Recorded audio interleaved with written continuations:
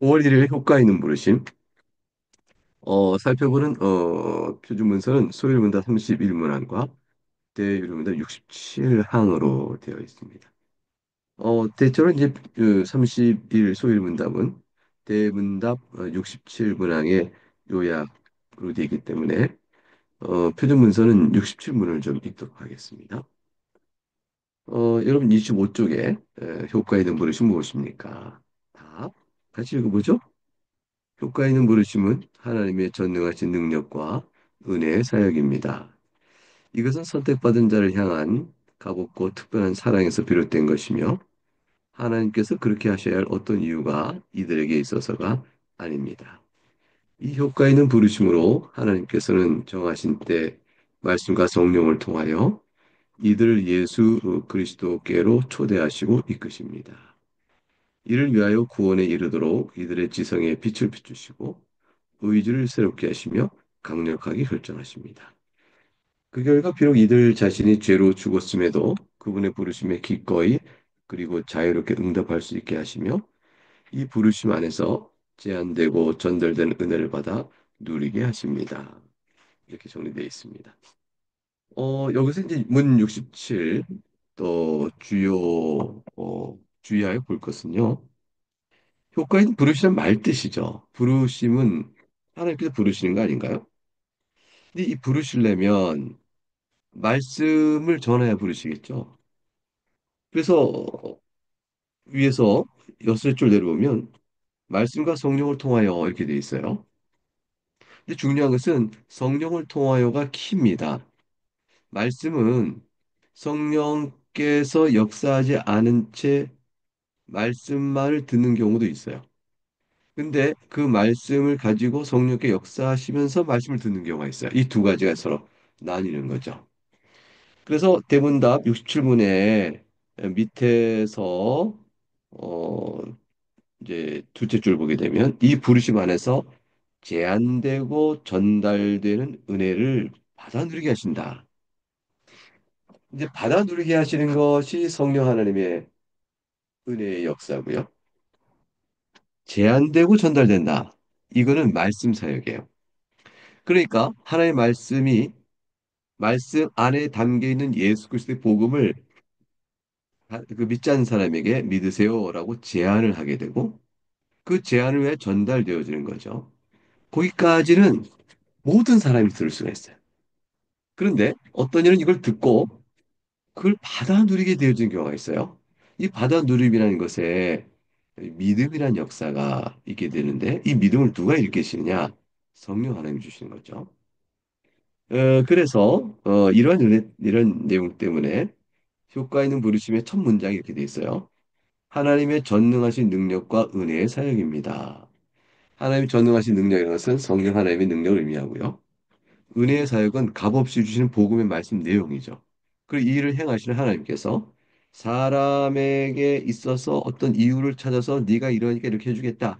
그렇게 하지 아니하시고 위에서 둘째 줄 선택받은 자들이었으니까 하나님 선택하신 자들을 향해서 값없이 선택받은 자들의 어떠한 공로나 대가를 요구하지 아니하시고 특별한 사랑, 그들에게만 주는 사랑을 통하여 이루어지는 것이죠. 이런 효과 있는 그렇게 될 때 이제 그 부르심이 효과 있게 됩니다. 즉 받아 누리는 일들의 효과가 드러나게 되는 거죠. 아까 그 받아 누리는 것은 누구의 일이라고 했어요? 성령 하나님의 일이라고 했죠. 부르심 안에서 제한되고 전달되는 것, 그건 말씀 사역이에요. 제한되고 전달되는 말씀 사역이 과연 받아 누리는 효과가 드러나도록 부르심을 이끄는 것은 성령 하나님의 일이시다. 이렇게 볼 수 있습니다. 성령 하나님께서 그럼 어떻게 해서 받아 누리게 하시느냐? 그게 3번 그 각주가 있죠. 성경 구절 나오는 그 뒤로 보면 이를 위하여 구원에 이르도록 이들의 지성에 빛을 비추시고 의지를 새롭게 하시고 강력하게 결정하십니다. 요 일이 성령 하나님과 관계된 일을 할 것입니다. 자, 넘어가서 27쪽 보겠습니다. 교리 해설 보게 되면 효과 있는 부르심에 대한 내용의 설명이 나와 있어요.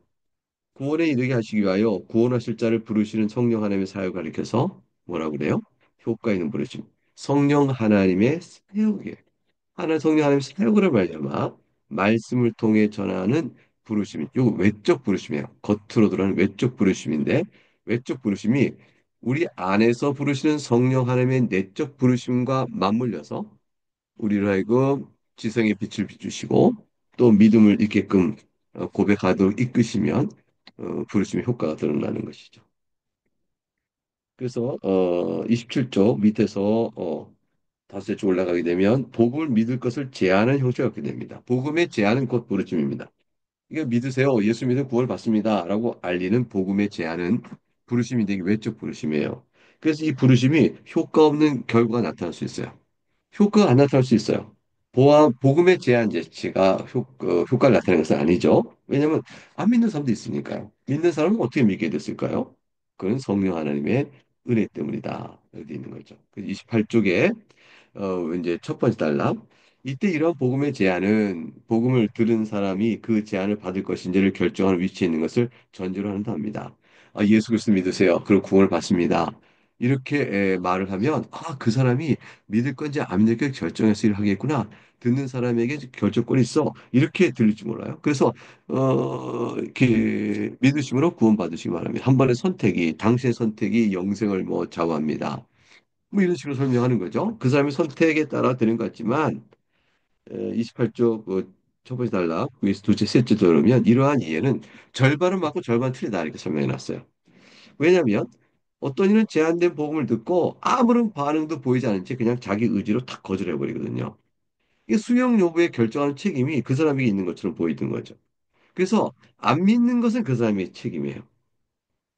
그래서 그 단락의 맨 끝에 보게 되면 스스로 자신의 의지로 복음을 거절하잖아요. 이러할 때 말씀을 통한 외적 부르심은 효과 없는 부르심이 되는 거죠. 그런데 효과 있는 부르심은 어떻게 되느냐? 여러분, 우리는 다 복음을 듣고 기뻐하면 믿었잖아요. 우리가 어떻게 예수 그리스도를 믿고 기뻐하고 믿었을까요?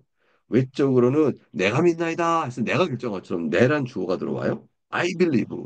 이렇게 내가 믿어요. 이렇게. 그런데 그러나 복음의 수용은 밑에 셋째 줄 자연인이 즉 중생하기 이전에 모든 사람을 자연인이라고 그래요. 중생인과 자연인 그걸 서로 구별할 때 그렇게 얘기합니다. 자연이 중립적인 선택 가능한데 스스로 결단하는 기능을 의지로 한 것이 아니고 자연인은 원래부터 복음을 듣고 반응할 수가 없어요. 중립적 위치에 있지 않다는 거죠. 그러니까 원래 복음을 거부하게 된 사람이 복음을 선택하고 믿을까 중립적 위치에 있다 그렇게 될 수가 없는 거죠. 그러니까 자연으로서는 원래 믿음의 복음의 제안에 대해서 받을 것인가라는 게 애초부터 불가능해요. 근데 여러분과 제가 자연인 상태에 있다가 중생인으로 바뀐 거죠. 우리가 복음을 믿는 자가 됐어요. 어떻게 이렇게 되었을까요? 29쪽 위에서 셋째 줄. 근본적인 무슨 변화가 나타나는 거죠. 우리 안에서 근본적 변화가 바로 뭐냐면 성령 하나님의 사역으로 나타나는 것이에요. 성령 하나님께서 그래서 이제 여섯째 줄, 여덟째 줄 보면 듣는 자의 마음을 변화시켜 복음의 말씀으로 값없이 제한된 그리스도를 믿고 영접하도록 하는 것입니다. 이렇게 될 때 우리가 밑에 셋째 줄 효과 있는 부르심이라 이렇게 부르면서 이 배움을 얻어가게 됩니다. 네, 5월 2일자 그 다음 걸 보겠습니다. 효과 있는 부르심의 대상과 부르심의 효과에 대해서 이번엔 신앙고백서 10장 1절을 가지고 그 뜻을 헤아려 보도록 하겠습니다. 신앙고백서 10장 1절을 우리가 한번 같이 읽어보도록 하겠습니다. 잠깐요. 제가 물 한 잔 마시고요. 네, 네, 읽어보겠습니다. 하나님께서 생명이 이르도록 예정하신 모든 사람, 오직 이들만을 자신이 정하고 만족하신 때, 자신의 말씀과 성령으로 이들이 본성상 처해 있는 죄와 죽음의 상태로부터 예수 그리스도로 말미암는 은혜와 구원에 이르도록 효과 있게 부르시기를 기뻐하신다. 즉 하나님의 일들을 영적으로 또 구원과 관련하여 깨닫도록 지성의 빛을 비추시고 돌 같은 마음을 제거하시며 살처럼 부드러운 마음을 주시고 의지를 새롭게 하시며 전능하신 전능한 능력으로 이들이 선한 것을 향하도록 정하시고 이들을 예수 그리스도에게로 효과 있게 이끄신다. 그럼에도 이들은 하나님의 은혜로 말미암아 자원하게 되어 지극히 자유롭게 나온다. 여기 신앙고 10장 1절입니다. 5월 2일자 5월 2일자 효과 있는 부르심의 대상과 효과에서 살펴본 내용이죠. 어쩌고 훨씬 자세하고 깊이 있게 차근차근 잘 기록해 놨습니다. 앞에 있는 내용과 일부 중복이 되고 조금 새로운 진술들이 있는 것을 우리가 볼 수 있는데요. 교리 해설 부분을 보죠. 33쪽에 가게 되면. 자, 성령 하나님께서는 내적 부르심을 합니다. 외적인 부르심은 뭐죠? 말씀을 듣는 거예요. 그 누구나 다 들어요.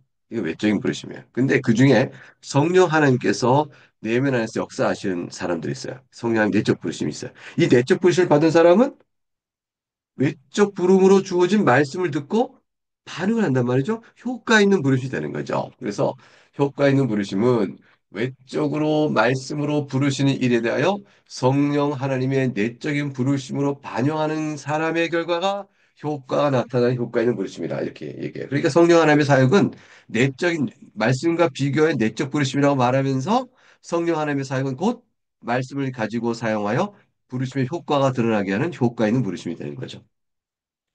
자, 그래서 밑에 넷째 줄. 어떻게 해서 성령 하나님께서 말씀을 들은 사람이 내적인 변화를 일으키신 걸까요? 세 가지 측면에서 설명됩니다. 라고 되어 있습니다. 첫 세 가지는 지성과 마음과 의지로 구별되어 있어요. 모든 사람은 죄와 허물로 죽어 있죠. 성령 하나님께서는 이 죄와 죽음으로 죄와 허물로 죽어 있는 상태에 있는 그런 사람의 지성과 그런 사람의 마음과 그 사람의 의지를 새롭게 변화시키신 거예요. 허물과 죄로 죽은 사람의 지성의 상태가 어떨까요? 그 사람은 영적으로 하나님과 완전히 차단된 상태에서 무지한 상태에 있죠.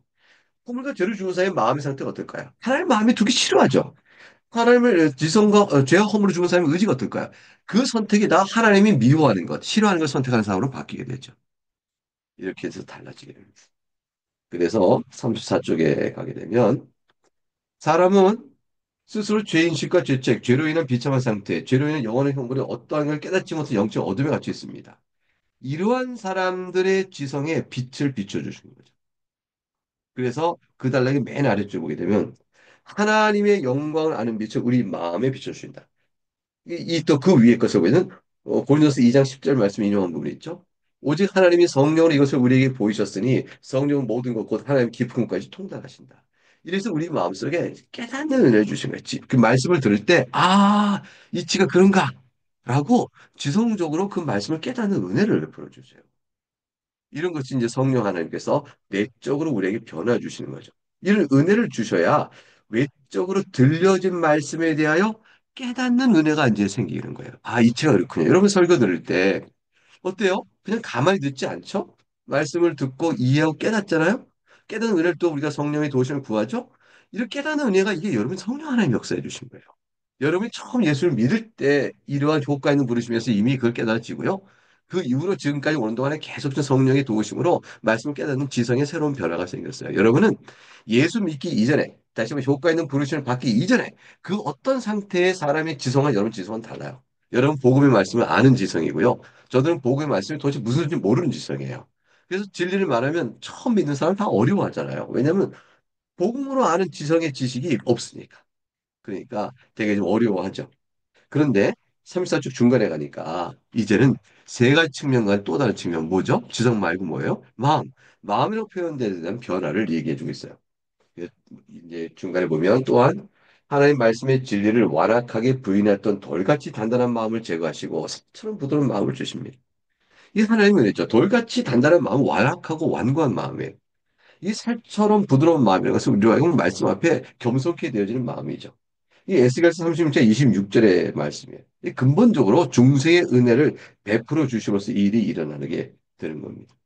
그러면 그렇게 되면 어떻게 될까요? 밑에서 이제 엿새 쪽 올라가게 되면 이제 이렇게 마음이 새로워진 사람은 의지가 새로워져요. 그 마음에 소원하는 것이 바뀌게 되고 그 내가 선택하고 하겠다라는 것이 의지가 하나님이 기뻐하시고 선택하고자 하는 의지의 발동이 생겨요. 그러니까 이 의지의 발동을 일으키는 마음밭이 바뀌게 되고 마음밭이 바뀌게 될 때 그럴 수 있도록 지성적인 빛을 비춰주시니까 말씀의 지식이 내 머리에 깨달아져 내 마음에 어린아이 부드러운 살처럼 그 말씀을 기쁨으로 받게 되면서 내가 선택하고자 하는 것이 하나님 보시는 기뻐하는 영적 선이 되어지는 거예요. 그래서 밑에서 내적 관련 빌립보서 2장 10절 말씀을 인용했죠. 너희 안에서 행하시는 하나님이시니 자기의 기쁘신 뜻을 위하여 너희에게 소원을 두고 행하게 하시나니 이렇게 돼 있어요. 이 중생자의 의지가 선한 것을 소원한다는 것이에요. 그 선한 것을 행하도록 성령 하나님께서 강력하게 일하신다는 것을 선명하게 보여주는 본문의 말씀이라 할 것입니다. 이러한 효과 있는 부르심은요. 35조 위에서 세 줄 보게 되면 불가항력적 은혜와 연결이 되어져요. 성령 하나님께서 죽은 우리에게 지성의 빛을 마음을 부드럽게 하고 의지가 하나님이 기뻐하시고 선택하도록 이끌어가는 이런 귀한 역사는 하나님의 주권적 역사로 죽은 자를 살리시는 생명이 주께서 생명을 주심으로 일으키는 건데 죽은 자가 나의 생명 안 받겠다 나 싫다 나 거부한다 이렇게 해야 되는 게 아니에요. 이 생명 역사는 하나님께서 성령 안에서 역사하시면 반드시 이루어지는 거죠. 이 역사가 없을 때 성령 하나님의 내적인 부르심이 없을 때 말씀 앞에 반응을 못하는 거죠. 지성적으로 어두워져 있고 마음이 돌같이 굳어져 있으니까 악한 것만을 선택하는 자의 마음이니까 하나님 앞에 도저히 나올 수가 없는 거예요. 그것은 이제 이렇게 된 자를 살리는 일, 살린 일은 성령 하나님이 중생의 역할인데 그 중생 역할은 불가항력적이에요. 사람이 의식적으로 아니다 아니다 이렇게 막을 수가 없어요. 그래서 여러분 중생은요 우리가 언제 어떻게 됐는지 모르게 우리 마음속에 쑥 들어오게 돼요. 어떤 일은 나면서 어렸을 때 될 수 있고요. 어떤 사람은 성년이 돼서 될 수 있어요. 어느 때인지 몰라요. 우리 안에 중생의 씨가 쫙 들어와 있어서 되게 어린아이는 교회에서 하는 유아 세례 받고 자란 애들에게는 일찌감치 그 일이 이루어질 수 있어요. 그리고 그 아이가 교회에서 자라는 동안에 말씀 배울 때 그것들을 배워서 점점점 잘하게 되는 거예요. 이게 굉장히 귀한 일이죠. 성인 세례 받는 사람은 복음을 듣고 그때서 비로소 믿을 때 성령께서 중생에게 하셔서 복음을 듣게 하셔요. 이 중생의 역사는 내면 아닌 신비한 일이기 때문에 우리가 의식해서 이 일이 이루어지기 안 되는데 싫어 싫어 싫어 라고 이렇게 거부할 수가 없어요. 성령의 중생케 한 여기는 신비하게 이루어져요. 우리의 의식을 넘어서서. 그래서 우리 안에 생명씨를 부어주시고 이제 그 생명씨에 따른 말씀의 부르심 앞에 성령이 그걸 끌어내시면 이제 회심의 역사가 나타나는 효과 있는 부르심이 있게 되어지는 것입니다. 그래서 이제 밑에서 여섯이 올라가게 되면 효과 있는 부르심은 하나님께서 말씀과 성령으로 부르시는 사건이면 불광력적 은총이다 하는 것은 효과 있는 부르심이 일어난 이유가 하나님의 불광력적 은총 때문이다. 이렇게 할 수 있죠. 그래서 다시 설명되어 있기를 하나님께서 말씀의 외적 부르심을 받은 자의 마음을 변화시키시오. 마음 변화시킨다 했죠? 지성의 빛을 비추시고 그래서 마침내 신앙을 고백하도록 선택을 끌어내시잖아요. 의지의 선택을 끌어내시잖아요. 그래서 성령의 내적 하나심, 꼭 효과 있는 부르심은 불가항적 은혜로 인한 결과이며 열매며 실현입니다. 이렇게 되어 있습니다. 그러니까 효과 있는 부르심은 그 믿음의 고백을 끌어오는 내용을 담고 있고 불가항적 전하는 것은 그것을 일으키시는 은혜의 성격이 인간의 의지로 거부할 수 있는 게 아니다. 왜냐하면 중생은 죽은 자를 살리신 거기 때문에 죽은 자를 살리시는 그 일에 있어서 죽은 자가 노 이렇게 말할 수는 없는 거예요. 그러니까 외적인 부르심에 대해서 노해요. 아까 말씀드렸지만 이거 혼돈하면 안 돼요. 성령께서 우리를 살리시는 일은 인간이 거부할 수 없는 거고 하나님 선택한 자 다 구원하셔요. 그렇게 해서. 그런데 이제 그게 아니고 말씀을 듣고 예수 믿으세요라는 제안하는 거 있죠. 이 말씀을 제안하는 외적인 부르심은 인간이 다 중생한 자 아니면 스스로 자기 의지를 거부해요. 그래서 불순종의 책임을 지게 되는 것이죠. 복음을 거부한 책임도 더해지는 것이죠. 그러나 예수님 믿고 구원받는 사람은 그 안에서 이미 내면 안에서 벌어진 역사로 인해서 그래서 어떻게 돼요? 불가능적 은총에 의해서 예수를 믿게 되는 거예요. 여러분과 저는 그 은혜를 입은 사람들입니다.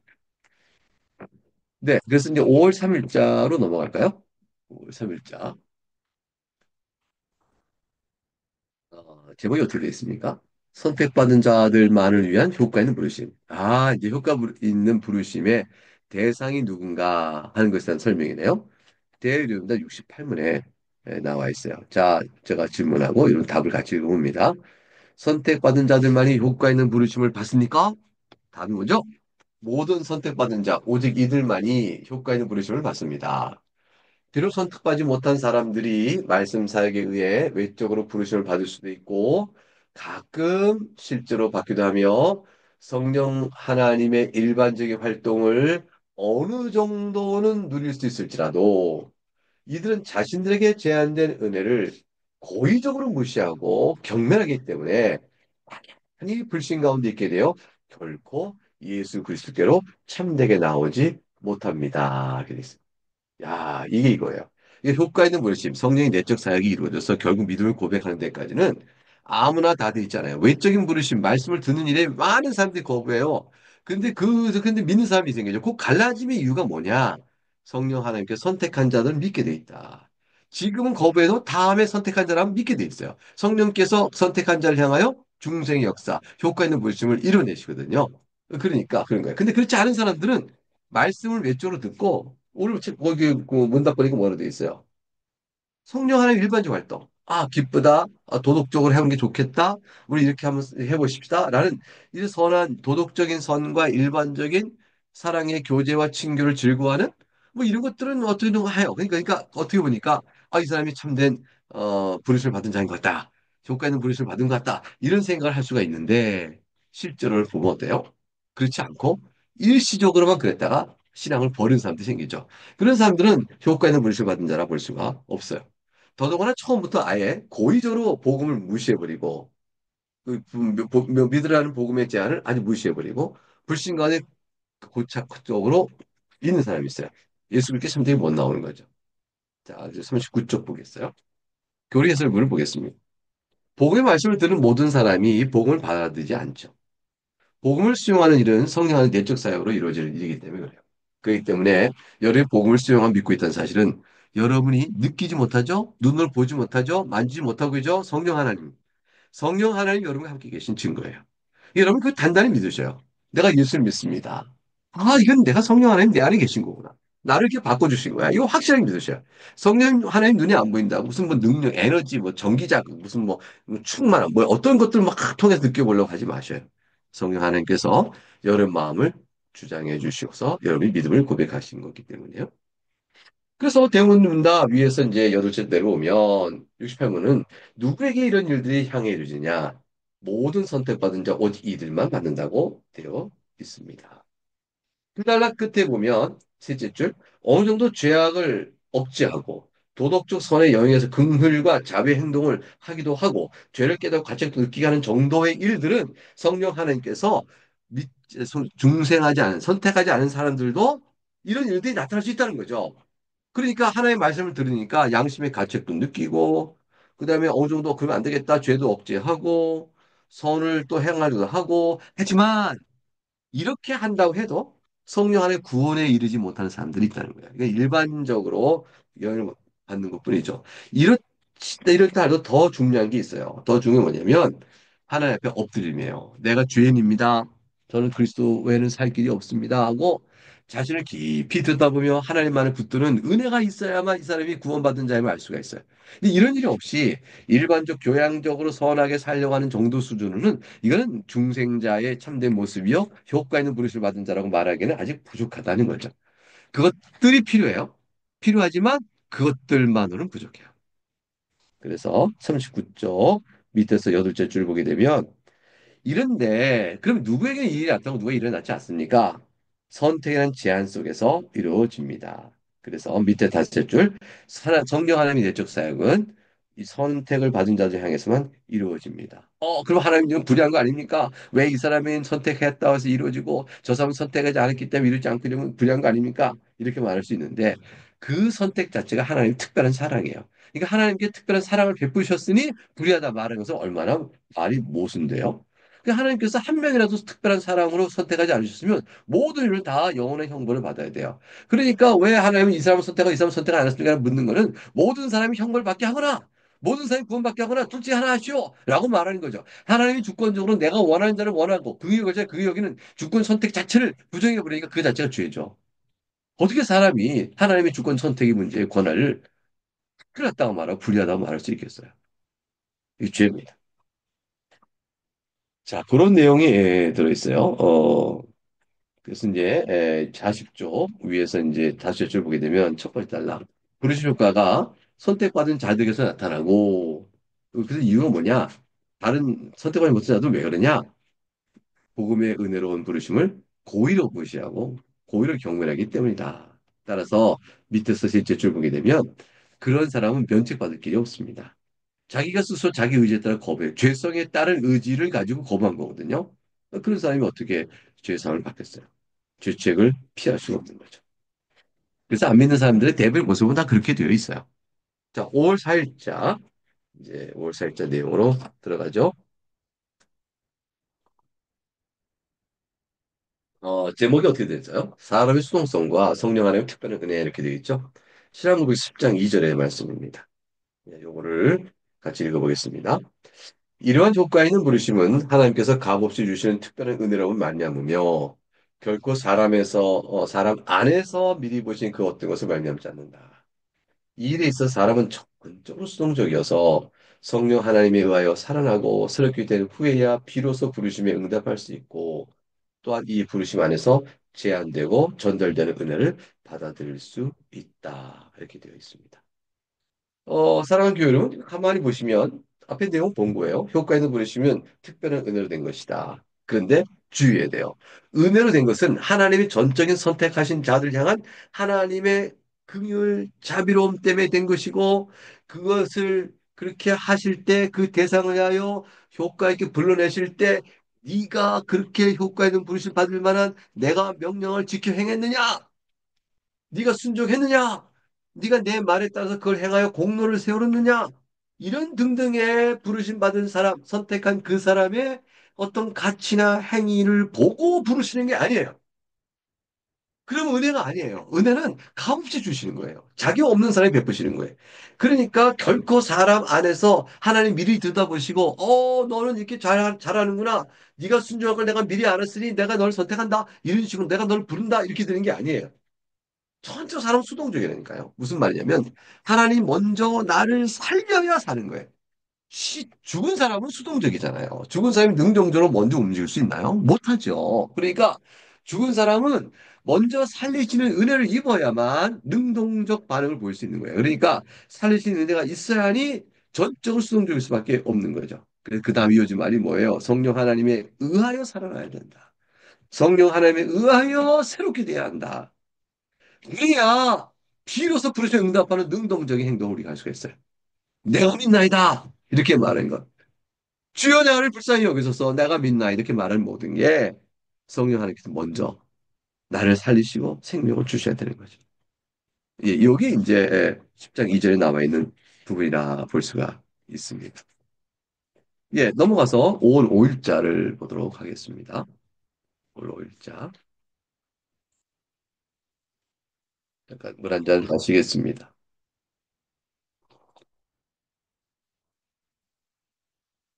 5월 5일자는 여러분이 궁금히 여기는 내용이 좀 나와 있어요.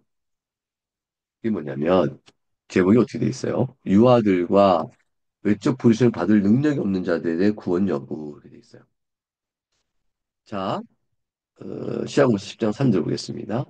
유아기에 죽은 선택된 유아들은 그분이 기뻐하시는 때에 기뻐하시는 곳에서 기뻐하는 방식으로 일하시는 성령 하나님으로 말미암아 그리스도에 의해 중생하고 구원받는다. 또한 말씀 사역에 의한 외적 부르심을 받을 능력이 없는 다른 모든 선택된 사람도 마찬가지이다. 이렇게 되어 있습니다. 사랑하는 교우 여러분, 가만히 보셔요. 유아기 죽은 선택된 유아들은 어떻게 될까요? 성도의 자녀들 가운데서 유아기의 아이를 잃어요. 그러면 그 아이는 구원을 받을 수 있을까요? 아니, 그 아이가 효과 있는 부르심을 받을 때 우리 앞에서 뭘 배웠죠? 효과 있는 부르심을 받은 사람들은 말씀과 성령으로 오게 됐어요. 그 지성의 말씀이 깨달아지고 마음이 부드러워져서 깨닫는 말씀을 받아들이고 그래서 내가 영적으로 선한 것을 선택해가는 의지의 변화까지 나타난다. 그래서 그리스도의 구원의 은혜로 이끌려 나오는 것이다. 이게 바로 선택받은 효과 있는 부르심의 내용이잖아요.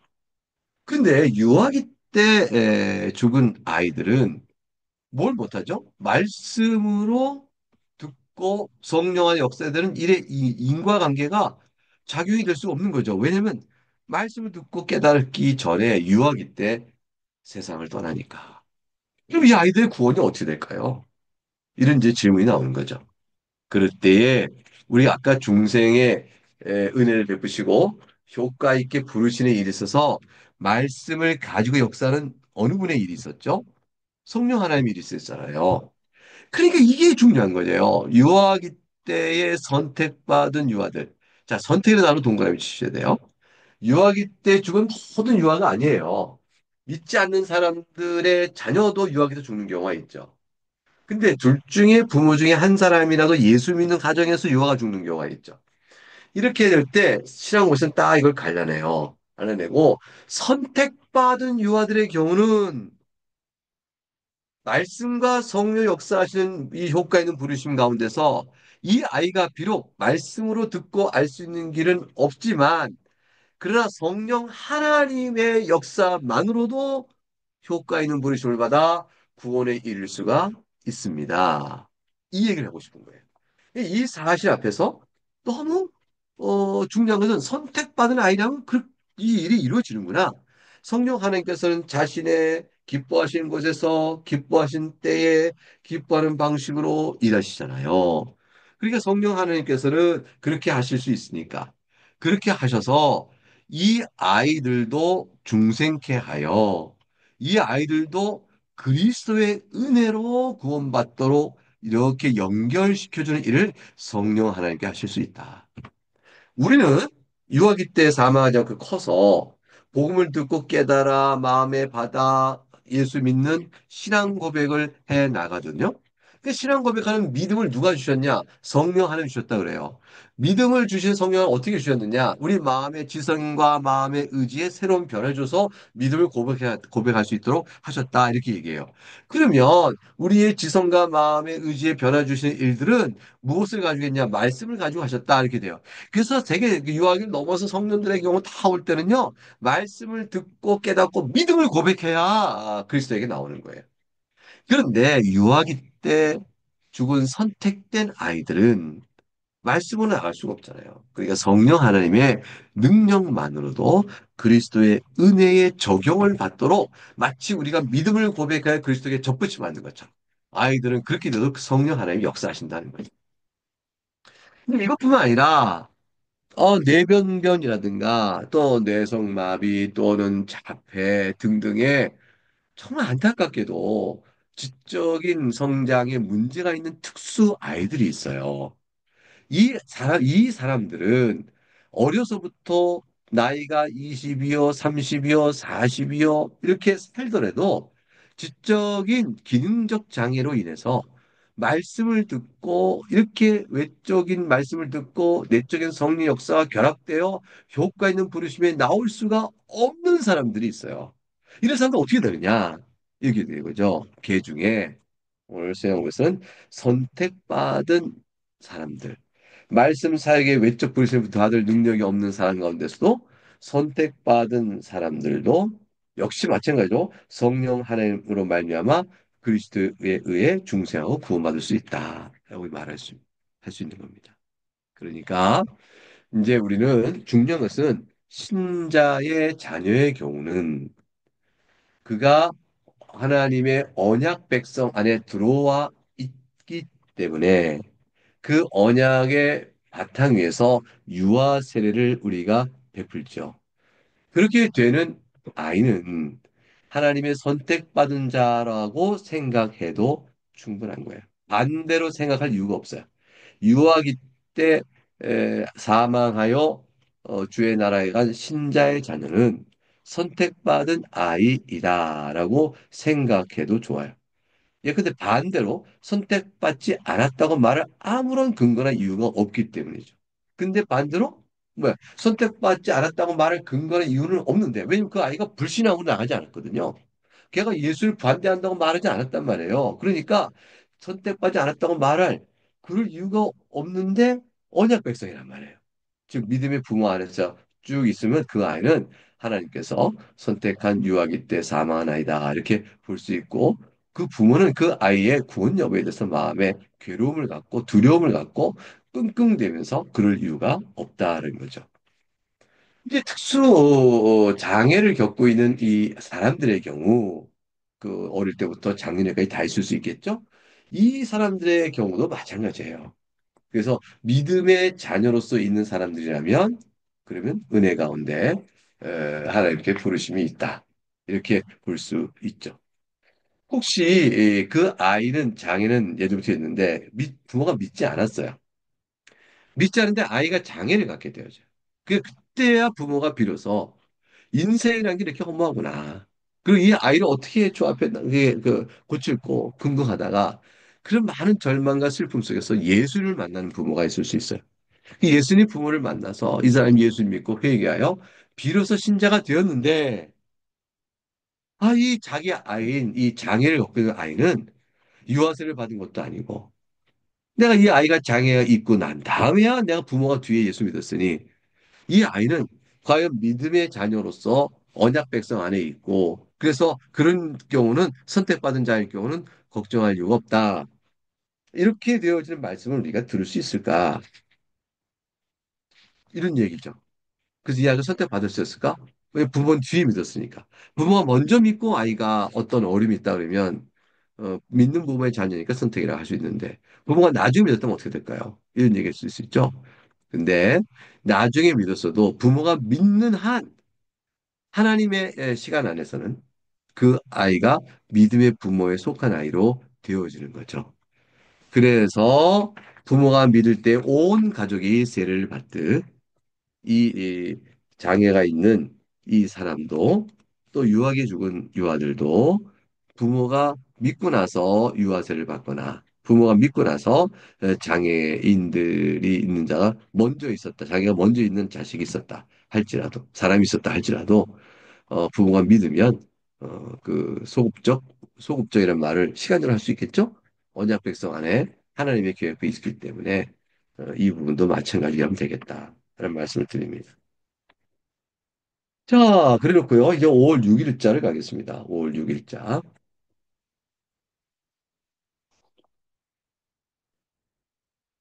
5월 6일자를 보게 되면 제목이 어떻게 돼요? 복음을 듣지 못해서 그리스도를 알지 못한 사람의 구원에 불과함. 아까 우리가 5월 5일자에서 뭘 봤냐면 복음을 듣고 외적인 부르심에 그 자체를 받을 능력이 없는 사람의 구원 여부를 물었는데 여기서 복음을 들어도 복음에 대하여 반응을 보일 수 없었던 그런 사람은 누구를 뜻합니까? 이렇게 물어볼 때 어떤 사람은 엉뚱하기도 복음을 듣지 못한 사람도 여기 포함되는 거 아닙니까? 이렇게 얘기하는 사람이 있어요.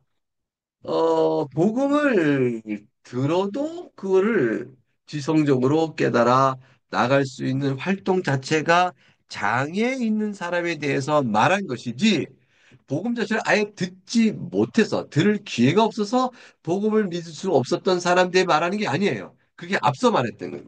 근데 지금, 지금 이제 5월 6일자 대여름도 60에 오게 되면, 이제 이 사람을 위해서 그 사람을 얘기하는 거예요. 복음을 듣지 못해서 그리스도를 알지 못했기 때문에 그리스도를 믿지 못한 사람은 그건 구원이 가능할까요? 똑같이 볼 수 있을까요? 이런 식으로 얘기하는데 거기에 대해서 답을 뭐라 해라 한번 살펴보도록 하겠습니다. 그러면 대요리문답 60문을 제가 질문하면 답을 하시는 겁니다. 복음을 들어본 적이 없어서 예수 그리스도를 알지 못하고 믿지도 않는 사람들이 본성의 빛에 따라 삶으로 구원을 얻을 수 있습니까? 답. 복음을 들어본 적이 없어서 예수 그리스도를 알지도 못하고 믿지도 않는 사람들은 구원을 얻을 수 없습니다. 설령 이들이 본성의 빛이나 자기들이 고백하는 종교의 법에 맞추어 살기에 더없이 부지런하더라도 그렇습니다. 그리스도가 아닌 다른 어떤 것에도 구원은 없습니다. 그분은 그분 자신의 몸인 교회만을 위한 구원자이십니다. 여러분, 질문이 선명해졌죠? 왜냐하면 복음을 들어보지 못한 사람들도 구원을 받을까요? 라고 물어보는 것은 복음을 들었으면 어떤 일이 벌어져요? 예수 그리스도의 특별한 복음의 말씀에 따라 성령이 역사하셔서 그 효과 있는 부르심을 받게 되는 일이 벌어질 거 아니에요. 근데 복음을 듣지 못한 사람들은 이게 유아기 때 선택받은 자도 아니고 이런 사람들은 어떻게 돼요? 효과 있는 부르심을 받기 위한 말씀 사역 자체가 아예 없었으니까 이런 사람들 어떻게 됩니까? 그럼 그런 사람들이 구원을 받으려면 양심에 따라 산다, 내 본성에 따라 산다, 내 도덕성에 따라 산다 이거밖에 없는 거죠.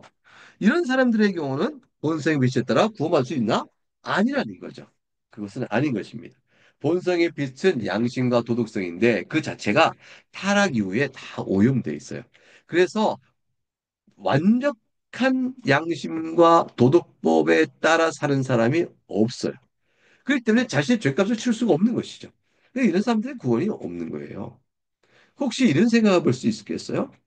아니, 그래도 혹시 복음은 듣지 못했는데 그중에 선택받은 사람이 있으면 어떻게 될까? 이런 얘기죠. 아예 복음을 들어도 반응할 수 없었던 사람들의 경우 선택받은 사람은 구원이 있을 수 있습니다. 라고 말을 했던 것처럼 복음을 들을 기회가 없어요. 미전도 종족이죠. 미전도 사람들 가운데서 그런 사람들 하나님이 선택한 사람은 역시 복음에 들은 말씀의 사용은 없지만 말씀이 있어도 들을 반응이 없었던 능력의 장애 있는 사람과 마찬가지로 이 사람도 기회의 제한이 있었다. 앞서 말한 사람은 능력의 제한이지만 이 사람은 기회의 제한이 있었다. 기회의 제한이 있는 사람은 그래도 좀 구원의 가능성이 있을 거 아닌가? 하나님 선택한 사람이 있다면 뭐 이런 식의 생각을 할 수 있을런지 모릅니다. 그러나 하나님이 선택한 사람은 대개 우리가 보통에는 선택한 자를 하나님께서 복음을 듣지 못한 채 세상을 떠나게 하지 않으신다고 믿어야 돼요. 왜 하나님이 선택한 자는 내가 이 사람을 불러내겠다 하신 거거든요. 그러니까 특수한 두 경우, 유혹이 돼 사망한 경우나 복음에 대해 반응할 능력이 없는 사람을 제외한 특별한 경우를 제외한 보통의 일반 사람들은 복음을 듣게 하셔요. 성경책이라도 전해지게 하시거나. 지나가는 사람이건 다양한 방식으로 복음을 듣게 하시고 선택한 자는 반응하도록 내적인 부르심이 있게 되어져서 불러내십니다. 그러니까 선택받은 자에는 복음에 듣는 기회가 다 주어진다고 봐야겠죠. 이 복음의 기회가 아예 접근하지 못했던 미전도 사람들은 그런 중생 한 사람의 경우 그런 사람인데도 복음을 전혀 듣지 못하게 되고 죽었다. 이런 경우는 하나님의 섭리상 이게 예상하기 어렵다라고 봐야 합니다. 그러니까 57쪽에 맨 위에 보게 되면 그러니까 56쪽 맨 아래쪽부터 보겠어요. 마치 유하게 죽은 선택된 유하나 복음에 대해 반응할 능력이 없는 선택된 장애인이라면 중생하고 구원을 받듯이 복음을 듣지 못한 자들 가운데서도 선택된 사람이라면 중생하고 구원을 받을 수 있다고 진술할 수 있습니다. 그런데 이러한 가능성은 요거예요.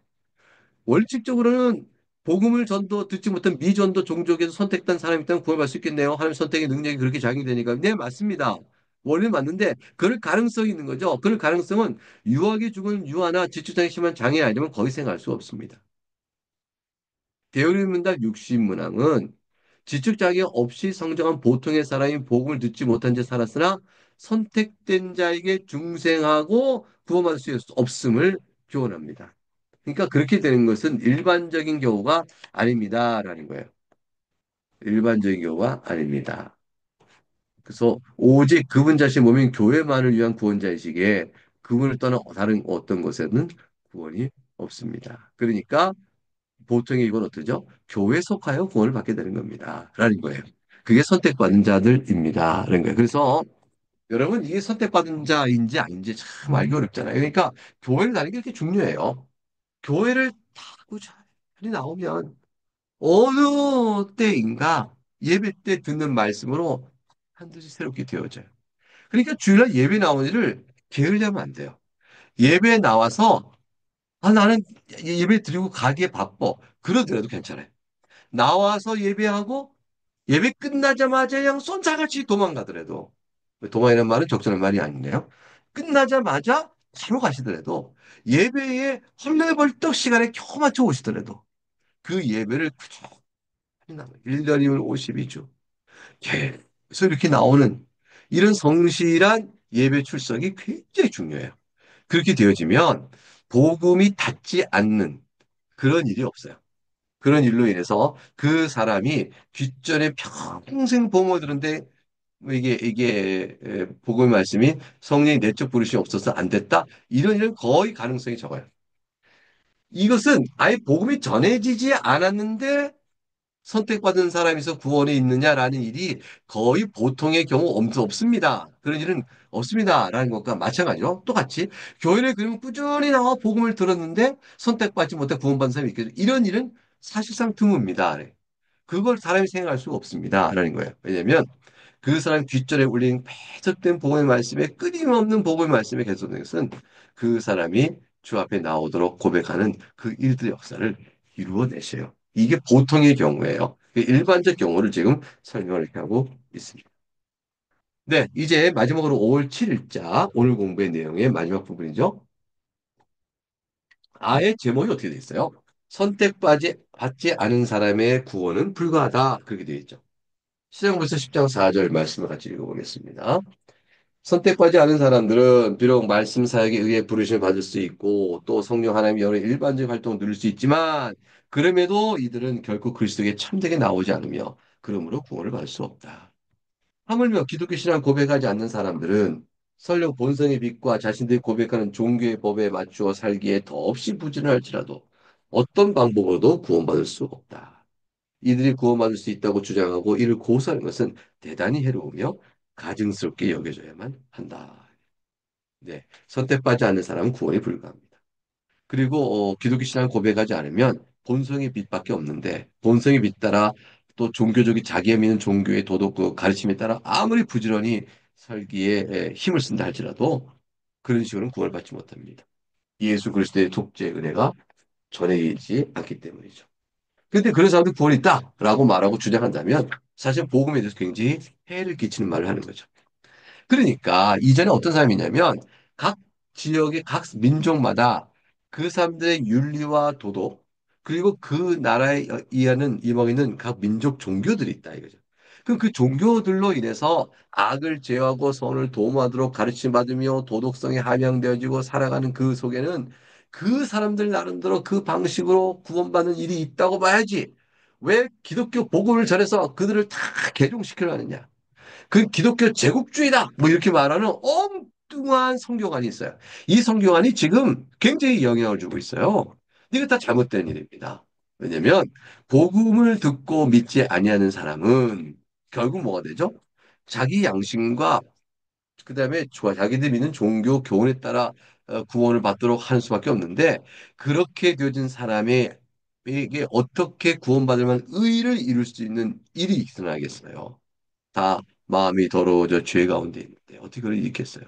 그러니까 그런 사람들에게 왜 복음을 전하여 기독교인을 만들고 기독교 제국주의적 찬탈을 하느냐는 것은 그거는 아주 마귀적인 생각이죠. 아주 구원에 이르지 못하도록 방해하기 위하여 엉뚱한 논리를 만든 거죠. 그래서 5월 7일자 선택받은 사람들 구원이 불가하면 바로 그 부분을 설명하고 있습니다. 62쪽 가보세요. 62쪽 가게 되면 교리 해설에 선택받지 않은 사람들은 그리스도께로 참되게 나오지 않으며 구원받을 수 없음을 명확히 진술합니다. 신앙국에서는 구원에 관련하여 하나님의 선택에는 제한을 풀어버리는 일체의 노력의 시도에 대해서 옳지 않다고 말합니다. 말씀 사역에 부르심을 받았다는 것으로는 구원을 받지 못합니다. 그러나 그것은 누구에나 들려진 매측 사역일 뿐이죠. 성령 하나님의 은혜로 어떤 사람이 도덕덕을 함양하고 죄를 자책하고 말씀을 일시적으로 즐거워하고 즐거운 일시적으로 즐거워하고 교회에서 참여하고 또 나름대로 은사도 있어서 이것저것 한다면 어떨까요? 이런 것들은 내적으로 변화를 일으키는 회심과 중세의 결과라면 모르는데 그런 걸 통해서 이런 거 나타나지만 유사하게도 그 내적인 회심과 중생의 결과가 없음에도 불구하고 나타나는 태도나 외적 태도나 감정이 변할 수도 있거든요. 이렇게 나타나는 성령 안에 내적 사역 중생을 회심하고 그리스도 나오는 자에게는 외적 변화들이 나타날 것이지만 이것만으로는 모른다는 것이에요. 정말로 마음속에서 주님을 고백하는 참회가 있어야 돼요. 예수 그리스도만이 속죄 우리 구원의 길인 줄 알고 단단히 붙들어야 되고 이런 은혜의 역사가 있어야 돼요. 그래서 예수를 믿는 건 대단한 일인 거예요. 자신의 의를 내려놓고 그리스도 외에는 살 길이 없으나 고백하고 나간다는 건 어마어마한 일이죠. 이렇게 되는 복음적 사역을 아니다. 다른 타종교에도 구원이 있다. 이런 식으로 말하는 것은 63쪽 위에서 넷째 줄 대단히 해로우며 가증스럽게 여겨진다. 가증스럽다는 말의 표현을 우리 구약적 성경에서 어디서 봐요? 우상숭배에서부터. 우상숭배에 나가는 사람들의 악함에 대해서 얘기하잖아요. 그러니까 그런 것과 비교할 만하다고 말씀하고 있는 거죠. 네, 요까지 했습니다. 5월 7일까지 날짜의 대략적인 효과 있는 부르심에 관한 중요 내용을 다 살폈죠? 여러분도 이제 내일부터 하루하루를 또 차분하게 다시 한번 복습해 가면서 한 주간의 귀한 가르침이 여러분과 함께 있기를 바라겠습니다.